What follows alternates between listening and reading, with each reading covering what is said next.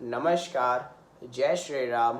मैं आज के वीडियो में बात करना चाहता हूँ कि कौन से डॉक्यूमेंट्स रिक्वायर्ड है जॉर्जिया के लिए, एडमिशन प्रोसेस के लिए और वीज़ा प्रोसेस के लिए। मैं ऐसा मान लेता हूँ ये वीडियो वो लोग देख रहे हैं जिसको फॉरेन एमबीबीएस करना है कहीं से भी। तो मैं उनसे हाथ जोड़ के विनती करता हूँ कि आपके पास खुद का पासपोर्ट नहीं है तो प्लीज़ आप पासपोर्ट के लिए अप्लाई कर दो।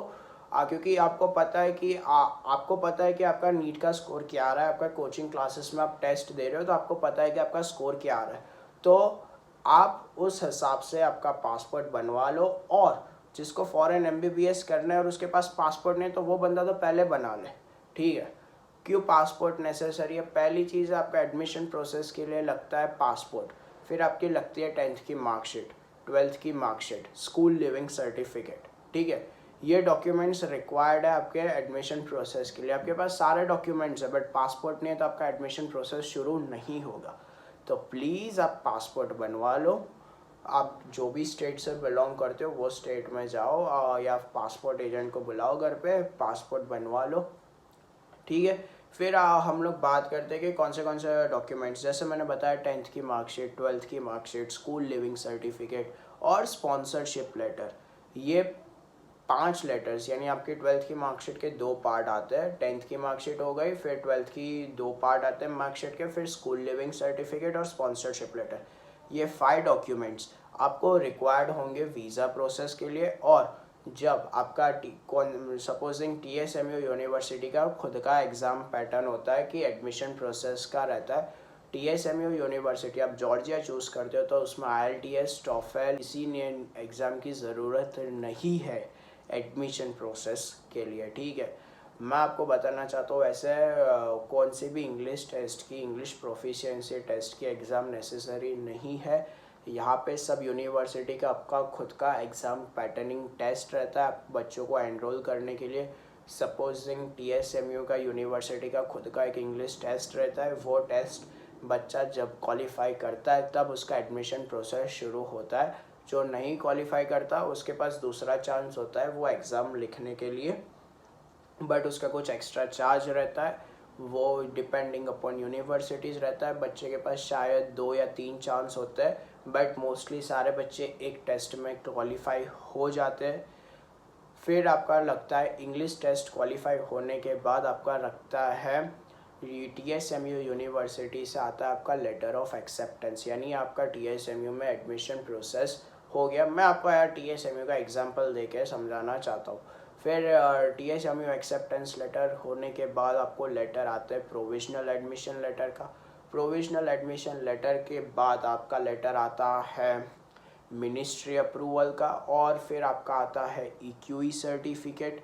फिर आपके लेटर्स आते हैं इनविटेशन लेटर। फिर आपका लेटर आता है लेटर ऑफ रेक्टर। तो ये सारे लिस्ट ऑफ लेटर्स आते हैं आपका TSMU यूनिवर्सिटीज़ में से जब आपने अप्लाई किया है एडमिशन प्रोसेस के लिए। तो ये सारे लिस्ट ऑफ डॉक्यूमेंट्स है वो आपको आता है। हाँ, कभी कोई डॉक्यूमेंट पहले आ गया, कभी कोई डॉक्यूमेंट पीछे आ गया, ये पॉसिबल है बट ये डॉक्यूमेंट्स तो आएंगे आएंगे और आएंगे ही। फिर ये डॉक्यूमेंट्स आने के बाद आपको लगता है वीज़ा प्रोसेस। वीज़ा प्रोसेस के लिए आपके पास याद रखो कि एडमिशन के लिए कौन सी भी यूनिवर्सिटी में जॉर्जिया में NEET certificate, NEET qualification certificate required नहीं है।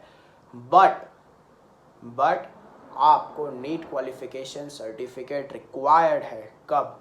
जब आप वीज़ा के लिए अप्लाई करते हो। आपके पास नीट क्वालिफिकेशन सर्टिफिकेट नहीं है तो आप वीज़ा के लिए अप्लाई नहीं कर सकते। हाँ, 3 साल आपने सपोजिंग MBBS में एडमिशन आप 2024 इंटेक में लेना चाहते हो बट आपने 23 में क्वालिफाई कर लिया, आप वैलिड अप्लाई कर सकते हो। आपने 22 में किया है, आप अप्लाई कर सकते हो। 21 वाला बंदा भी 24 इंटेक में अप्लाई कर सकता है बट 21 के पहले आपने क्वालिफाई किया है तो 2024 इंटेक के लिए आप क्वालिफाई नहीं कर सकते क्योंकि NEET qualification certificates valid only for 3 years. उससे ज़्यादा नीट क्वालिफिकेशन सर्टिफिकेट वैलिड नहीं है तो आपको री एग्ज़ाम देनी पड़ेगी, तब जाके आप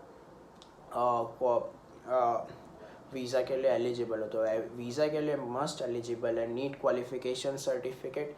फिर आपके ये जो मैंने 5 डॉक्यूमेंट्स बोले थे, 10th, 12th, school leaving certificate और स्पॉन्सरशिप लेटर, ये 5 डॉक्यूमेंट को एपोस्टाइल करवाना पड़ता है जो दिल्ली में होता है।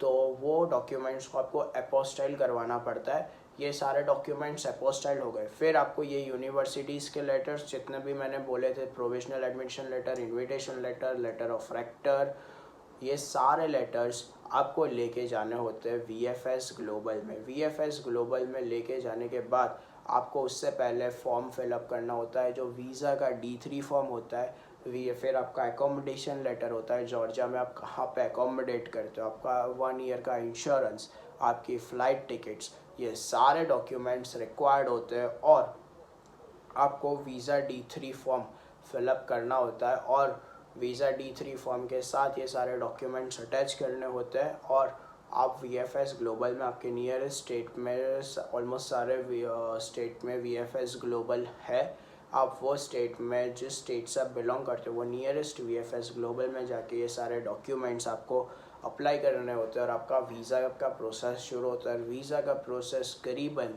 लेता है 2 से 3 महीने का टाइम और आपका एडमिशन का प्रोसेस लेता है अराउंड 1.5 मंथ्स का टाइम, क्योंकि इतने सारे डॉक्यूमेंट्स है, फिर पब्लिक हॉलीडेज़ हो गए, सैटरडे संडेज़ हो गया, तो ये सब मैक्स टू मैक्स आपका 1.5 मंथ्स का टाइम पीरियड लगता है।